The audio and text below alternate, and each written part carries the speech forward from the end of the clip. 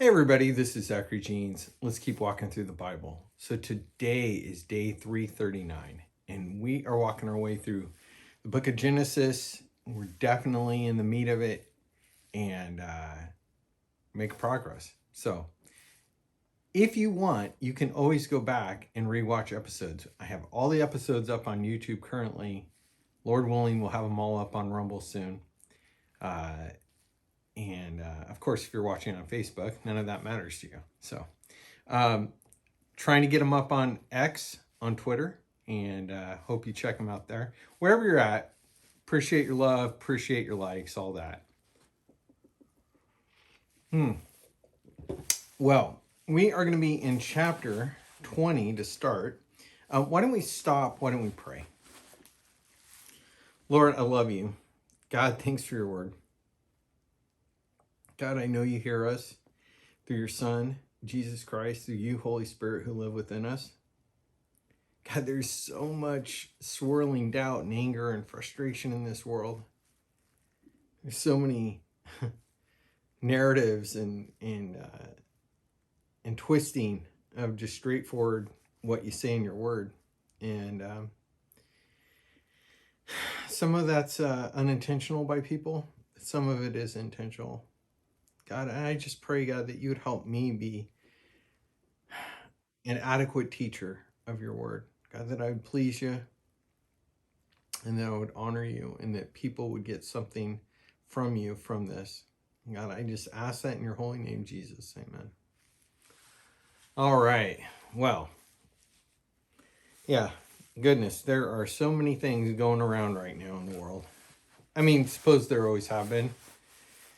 But it never ceases to amaze me how many people have taken the word over the years and, they want to read in to it what they want to get out of it. So I try not to be that. I know we're all guilty of it, but let's do our best to just see what it says. So we're going to be in the ESV, chapter 20, verse 1. From there, Abraham journeyed toward the territory of the Negeb and lived between Kadesh and Shur. And he sojourned in Gerar. And Abraham said of Sarah, his wife, "She is my sister." And Abimelech, the king of Gerar, sent and took Sarah.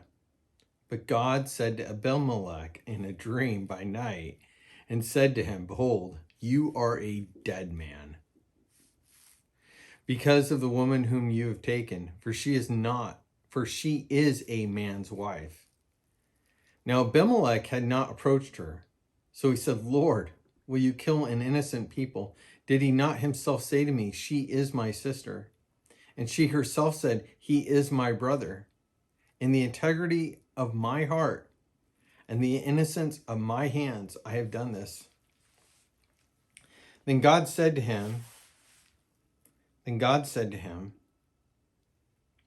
in the dream, "Yes, I know you have done this in the integrity of your heart, and it was I who kept you from sinning against me. Therefore, I did not let you touch her. Now then, return the man's wife, for he is a prophet, so that he will pray for you and you shall live. But if you do not return her, know that you shall surely die, you and all who are with you."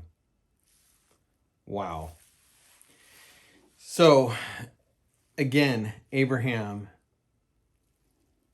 in trying to save his own skin, even and above all the things that he had seen the Lord do, all the times the Lord had delivered him, in a degree reproved him, he still plays this card.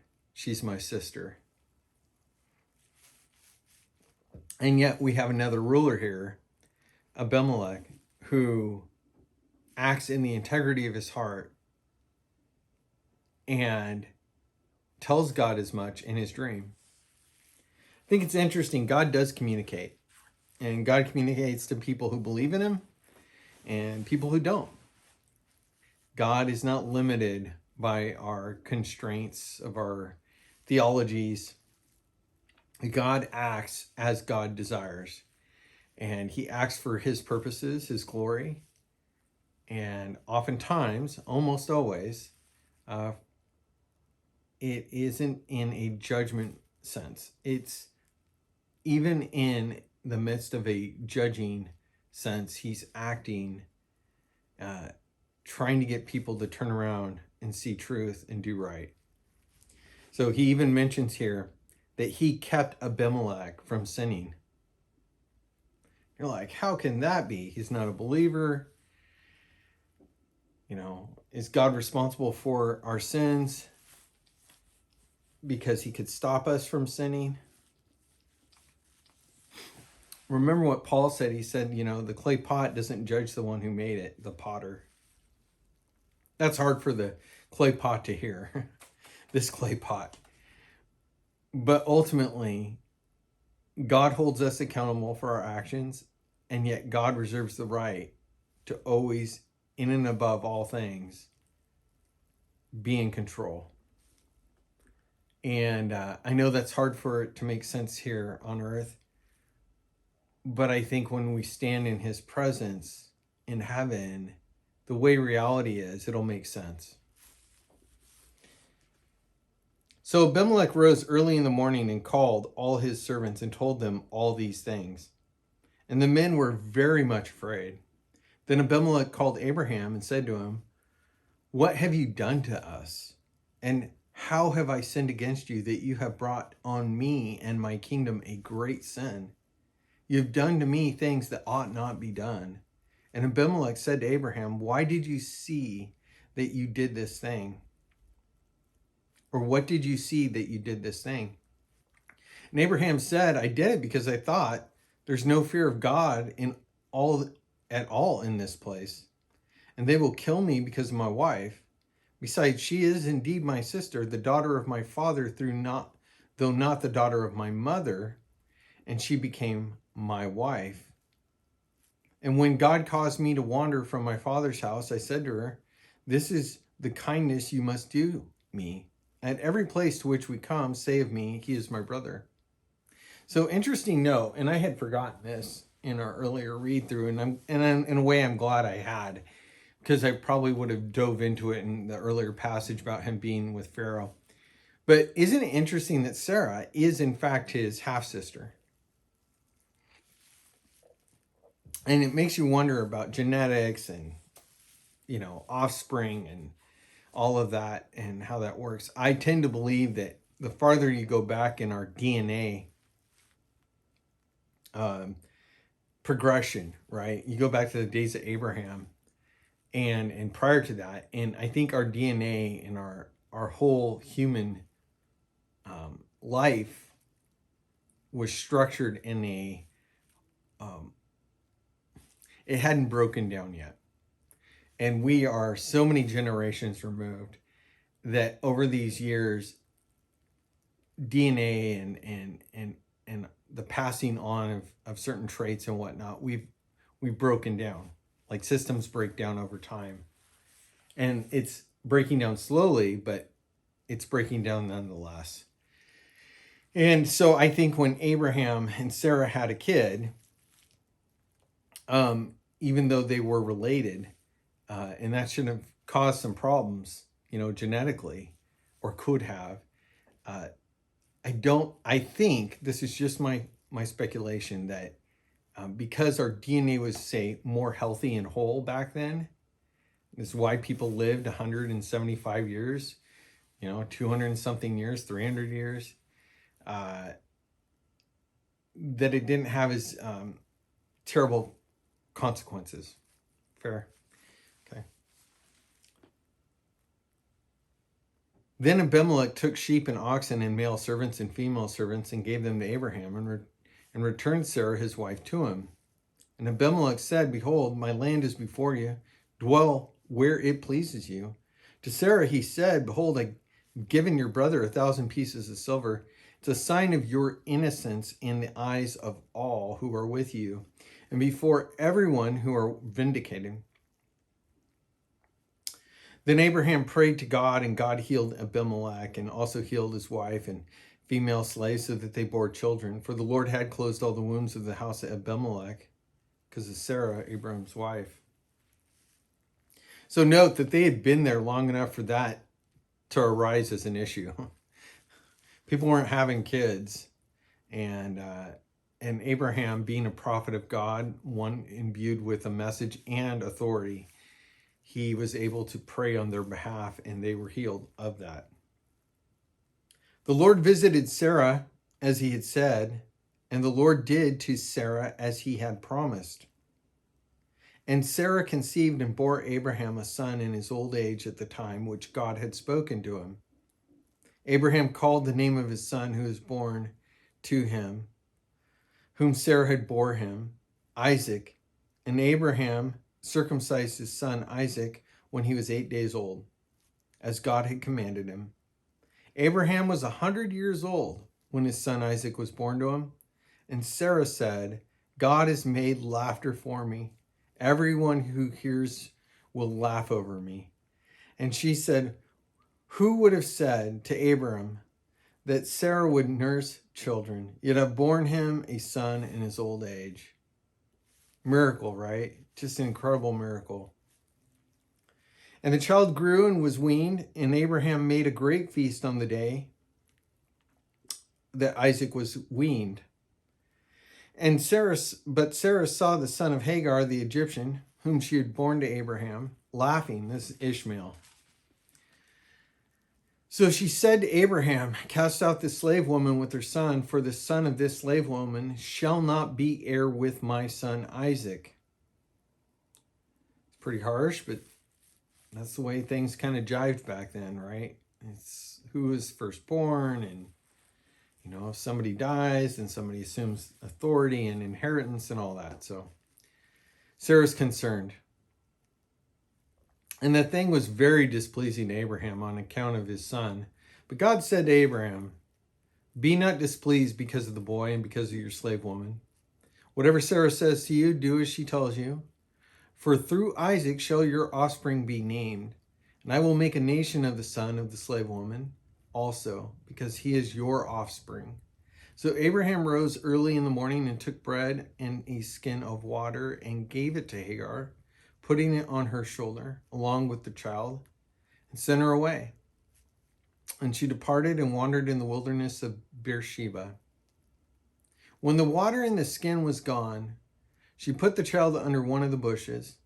Then she went and sat down opposite him a good way off, about distance of a bow shot, right? Bow and arrow. For she said, let me not look on the death of my child. And as she sat opposite him, she lifted up her voice and wept. And God heard the voice of the boy, and the angel of God called to Hagar from heaven and said, what troubles you, Hagar? Fear not, for God has heard the voice of the boy where he is. Up, lift up the boy and hold him fast with your hand, for I will make him into a great nation. And God opened her eyes, and she saw a well of water. And she went and filled the skin with water and gave the boy a drink. And God was with the boy, and he grew up, and he lived in the wilderness and became an expert with the bow. He lived in the wilderness of Paran, and his mother took a wife for him from the land of Egypt. So Ishmael and Hagar are sent away. They aren't sent with a whole bunch of money and donkeys and cattle and stuff. They're just sent away. Here's a bag of water and have a nice day. That's on Sarah. And she was not gracious to this woman nor this child. It was her idea in the beginning to give her husband a son through this sort of, here's my servant, you can have her, we'll have a kid through her, surrogate. It was her idea, this princess. And mind you, God, despite her obvious character issues here, still honors her. It's his choice of her, Sarah, and God is not going to allow even Sarah's choices here to somehow disrupt his plans to honor Abraham's name. As he said, I'm going to make a great nation through this boy, Ishmael. So Ishmael and Isaac and their various lines, they have had conflict for hundreds and hundreds and hundreds of years.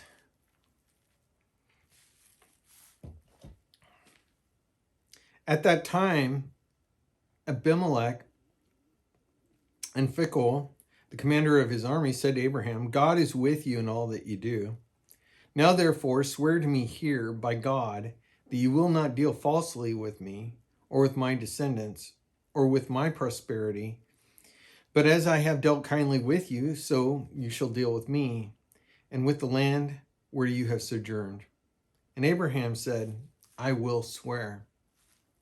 So they knew, not only from the dream, but that they've been healed, and, who knows how many other situations where they're looking at him. It's like, that guy just had a kid. He's 100 years old.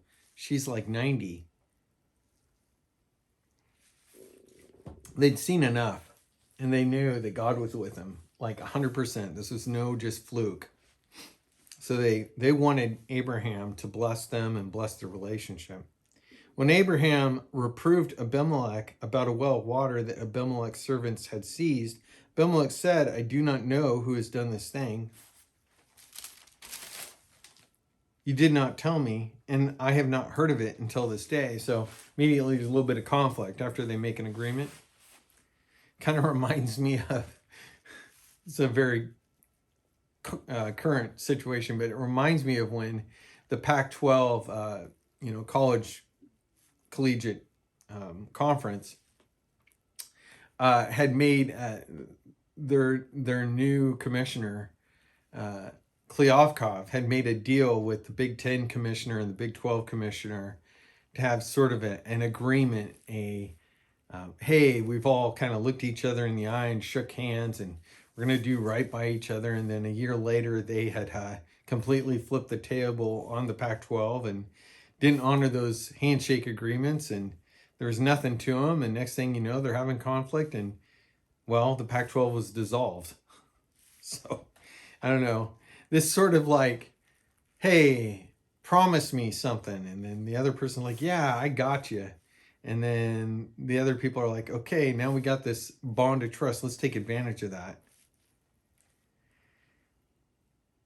So Abraham took sheep and oxen and gave them to Abimelech, and the two men made a covenant. Abraham set 7 ewe lambs of the flock apart, and Abimelech said to Abraham, what is the meaning of these 7 ewe lambs that you've set apart? Abraham said, these 7 ewe lambs you will take from my hand, and this may be a witness for me that I dug this well. Therefore, this place was called Beersheba, because there both of them swore an oath. And Beersheba means a well of 7, or a well of the oath. So he takes those ewe lambs, right? So they made a covenant at Beersheba. Then Abimelech and Phicol, the commander of his army, rose up and returned to the land of the Philistines. Abraham planted a tamarisk tree in Beersheba and called there on the name of the Lord, the everlasting God. And Abraham sojourned many days in the land of Philistines. So this is really the first notion of the Philistines. It's the first, unsettled relationship between Abraham's descendants and, well, in this case, Abraham, and the Philistines. And this will go on for hundreds and hundreds of years. And there's never, no matter what kinds of agreements are made, there's always an unsettled peace. There's always eruptions of violence, and then times of like uneasy peace. There's a time and a period during the Judges where the Philistines are in great control of the people of Israel. And various judges that God sends, prophets, will deliver them. But back here, you can see the roots, you can see the seeds of this discontent between people in Philistine and the Jewish people, the Hebrews. After these things, God tested Abraham and said to him, Abraham, and he said, here I am. He said, take your son, your only son Isaac, whom you love, go to the land of Moriah, and offer him there as a burnt offering on one of the mountains, which I shall tell you.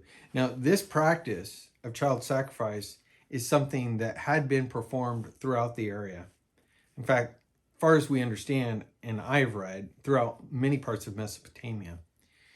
It's the one of the core blood magic sort of sacrifices which Satan has through the worship of Baal.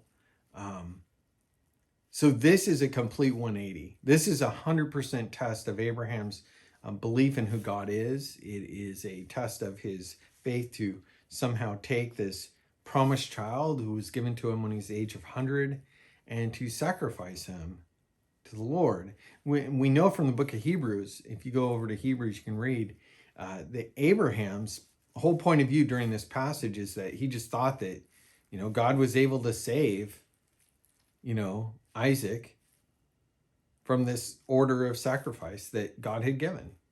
God was able to save. So, but we'll read how it portrays itself here in Genesis without too much digging into Hebrews.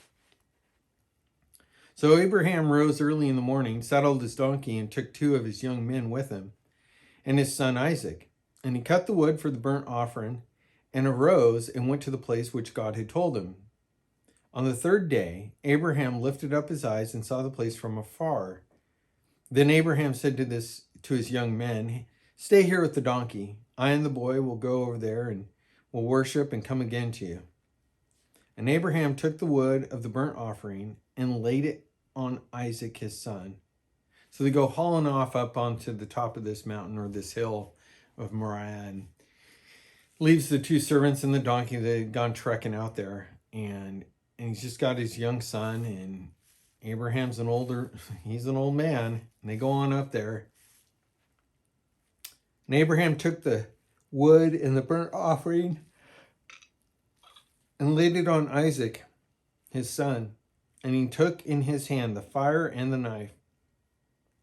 So they went both of them together, and Isaac said to his father, Abraham, my father. And he said, here I am, son. He said, behold, fire and the wood. Where's the lamb for the burnt offering? It's a good question, right? Isaac's smelling this out. He's like, this is not like the sacrifices we've done in the past, right? Abraham said, God will provide for himself the lamb for a burnt offering, my son. And there's the faith, right? There's the faith that Hebrews goes into in describing what Abraham was hoping. When they came to the place which God had told him, Abraham built the altar there and laid the wood in order and bound his son Isaac, laid him up on the altar on top of the wood. Then Abraham reached out his hand and took the knife to slaughter his son. But the angel of the Lord called to him from heaven and said, Abraham, Abraham. He said, here am I. He said, do not lay your hand on the boy or do anything against him. For now I know that you fear God, seeing you have not withheld your son, your only son, from me. Wow. What a scene. I mean, it doesn't say tears were coming down his eyes, but I just got to imagine that Abraham, everything that this guy's been through, the promise of his son, how much he loves that kid. There's no more Ishmael. He's gone. He's got no more kids. This is his kid. This is the promise. This is the one who is, the son is laughter. It's the son that he had wanted from his wife, Sarah, who was this incredibly beautiful woman, even in her 90s, that other kings wanted to take. This woman he loves and his kid, and he is being told to do something he knows is wrong, but is right because the Lord told him to. He walks on up that mountain. He's like, okay, Lord, I'm going up there. And then he's literally got him laid out. Now, mind you, Isaac is a willing participant. He's willing, okay, Father, Like, he's willing to let the Lord do what the Lord's going to do through his dad. Just the incredible trust and faith that's going on here. And the tears that was probably just coming down his face, just like, not, just shaking, not wanting to do it. At least that's how I imagine this. There's so many times which God leads you down a path, and, you know, at the end of that faith walk, he'll lead you on up a mountain. He's like, going up that mountain. You're like, God, I don't understand. Why am I going up that mountain? Doesn't make any sense to me. But okay, I'm going up that mountain. You get on up there, and he's like, okay, now turn to the left. And that's what happens here. And Abraham lifted up his eyes and looked, and behold, behind him was a ram caught in a thicket by his horns. And Abraham went and took the ram and offered it up as a burnt offering instead of his son. So Abraham called the name of that place, the Lord will provide. The Lord will provide. The Lord will provide. As it is said to this day, on the mount of the Lord it shall be provided. And the angel of the Lord called to Abraham a second time from heaven, and he said, by myself I have sworn, declares the Lord, because you have done this and have not withheld your son, your only son, I will surely bless you. And I will surely multiply your offspring as the stars of heaven and as the sand that is on the seashore. Your offspring shall possess the gate of his enemies, and in your offspring shall all the nations of the earth be blessed, because you have obeyed my voice. So Abraham returned to his young men, and they arose and went together to Beersheba. And Abraham lived in Beersheba.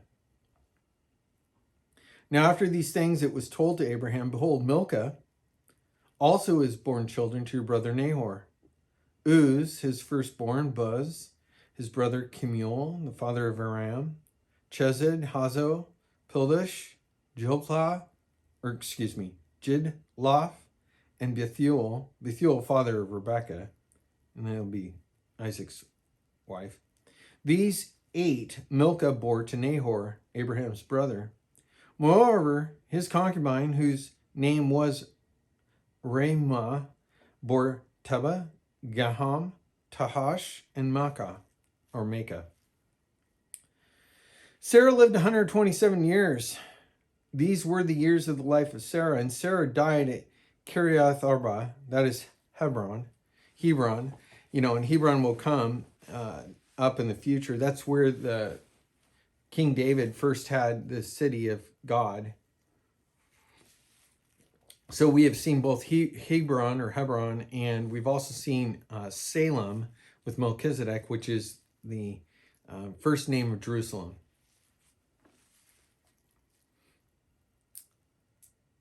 Abraham rose up from her before his dead, and he said to the Hittites, I'm a sojourner and foreigner among you. Give me property among you for a burying place, and that I may bury my dead out of my sight. And the Hittites answered Abraham, hear us, my lord, your prince of God among us, bury your dead in the choicest of our tombs. None of us will withhold from you his tomb to hinder you from burying your dead. And Abraham rose and he bowed to the Hittites, the people of the land. And he said to them, if you are willing that I should bury my dead out of my sight, hear me and entreat for me Ephron, the son of Zohar, that he may give me the cave of Machpelah, which he owns. It is at the end of his field for the full price. Let him give it to me in your presence as property for a burying place. Now note the way in which this negotiation goes. Abraham is grieving the loss of his wife. 127 years old she lived. And he wants to bury her. He is a visitor. He's a sojourner. He does not own. He's dwelling in tents, right? And he offers the Hittites, he asks of them that he could bury his dead and, you know, buy a piece of land. And they're like, hey, why don't you just bury her in one of our nicest tombs? We won't sell you anything. and we'll give it to you. And he's like, no, that's not quite how I want this to go. I want to own the place in which I bury the ones I love. So it's super important to him. And so then he's like, hey, humbly request that this particular guy has this cave that he knows about. Everyone knows about it. Like, I'd like to have that. I'd like to buy that. And mind you, I think that there's probably something here too about the tombs and the worship of other gods and idols and perhaps spells or enchantments, things which people did back then, people do today, but that they had done to their tombs, right? And also it's probably a sign of, it's probably kind of like, it could be seen as, I think, a sign of like, hey, we have this great man of God. We have his wife in one of our tombs. It's like this incredible honor and sort of, declarative value to society. Okay. So, but he doesn't want that. He wants to buy something. He wants a cave, right? Where he can bury his dead, and it doesn't have any of that. So now Ephron was sitting among the Hittites, and Ephron the Hittite answered Abraham in the hearing of the Hittites, of all who went in at the gate of his city, no, my lord, hear me. I give you the field. I give you the cave that is in it. In the sight of the sons of my people, I give it to you. Bury your dead. Then Abraham bowed down before the people of the land. He said to Ephron in the hearing of the people and of all the land, but if you will hear me, I give the price of the field, accept it from me, that I may bury my dead there.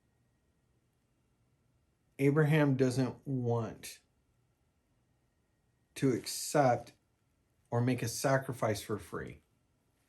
This will flow all the way down through his descendants. King David absolutely wants to pay for his honorable deeds, is essentially it, right? Whether it's an act of worship, a sacrifice, or a doing of something that's to keep in line with God's ways, right? He wants to make sure that he is the one that is offering that. So he comes back, and he also doesn't want Ephron to have anything over him. Ephron answered Abraham, my lord, listen to me. A piece of land worth 400 shekels of silver. What is that between you and me? Bury your dead. Abraham listened to Ephron, and Abraham weighed out for Ephron the silver that he had named in the hearing of the Hittites, 400 shekels of silver according to the weights current among the merchants. So the field of Ephron in Machpelah, which was to the east of Mamre, remember the oaks of Mamre? The field with the cave that was in it, and all the trees that were in the field throughout its whole area was made over to Abraham as a possession in the presence of the Hittites, before all who went in and at the gate of his city. After this, Abraham buried Sarah, his wife, in the cave in the field of Machpelah, east of Mamre, that is Hebron, in the land of Canaan. The field and the cave that is in it were made over to Abraham as property for a burying place by the Hittites. Yeah. Burying ones we love. It's a whole thing, We buried my dad, excuse me, a couple of years ago, up at Mount Scott, and they had a whole military ceremony. He'd served in Vietnam, and at Fort Hood, as he would always say, the largest post or military base in the world. I believe he said it hosted 2.5 divisions of the military at the time. And anyway, so my dad served 4 years, got out, had life, whatever. He passed away here a couple of years ago. And this is in the aftermath of COVID. COVID stuff was still going on. So wasn't a huge group of us that were able to go up there. But I had this wonderful ceremony. They did the, I don't remember if it's a 21 gun salute or which number of gun salute it was, but veterans were up there, handed the flag over, folded flag to my stepmom. I'm really glad my son was there and able to really experience something like this. And we buried him. He's entombed, his ashes, and yeah. Some people love to go to graves. For me, I'm not a grave guy. Like my honoring of my dad, I have a couple pairs of his shoes. I wear them every day. I have a few pictures which you can't see that are kind of up on that bookshelf, and I think about him. But burying our dead is a big deal, and we want to honor them, and we want to honor their lives. And Abraham deeply loved his wife of 127 years she lived. I mean, he wasn't married to her that long, but a long time, and they've been through a lot. So yeah, if you're having to bury someone or you buried someone recently, my heart goes out to you. All right, well, hey, we're gonna keep walking. So tomorrow, day 340. Until then, God bless you. Talk to you soon. Bye-bye.